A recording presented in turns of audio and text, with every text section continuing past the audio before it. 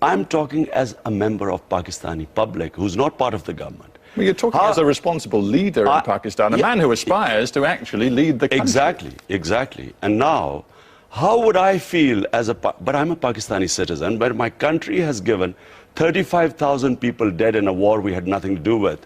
$70 billion lost to the economy when total aid has been $20 billion.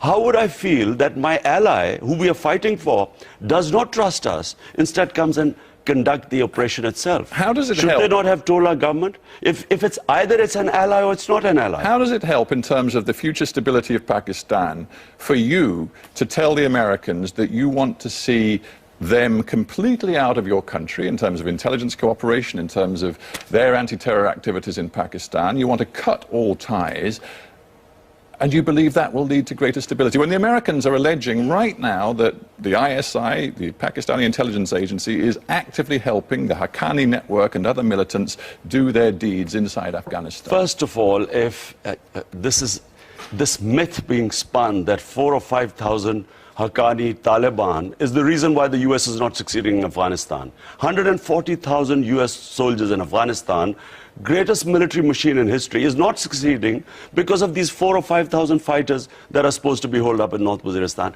Does that make sense? That's number one. But I just come back to that. Does America not have a right, in terms of self-defense, to pursue these people if the Pakistani government will not pursue them? But are we Pakistanis not allowed to criticize American policy? Are slaves allowed to just say, does the United States have a right of self-defense if these people are not going to be rounded up and detained by the Pakistani government? Does the US not have a right to do it? But does the Pakistani government also have not any semblance of sovereignty in our country, that maybe they are fighting this war on terror, which is why 35,000 people have died?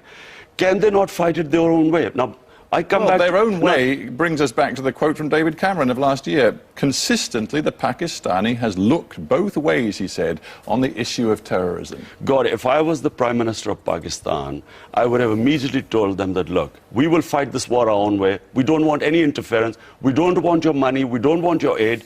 Look, it doesn't mean cutting the relationship with the Americans. It means we will fight it our own way. Frankly, it does, because it takes two. And if you had your way, the Americans would cut their relationship with Pakistan. It's quite clear. And that would involve billions of dollars of aid at a time when Pakistan, goodness knows, has every reason to need that aid. Pakistan has lost $70 billion, the people of Pakistan, in this war. This was published by our own. This current government has published in the economic survey. Total aid is $220 billion. This aid is destroying us. Look, I would tell the Americans that what do they want from Pakistan? There should be no terrorism from our soil. That's all they should want.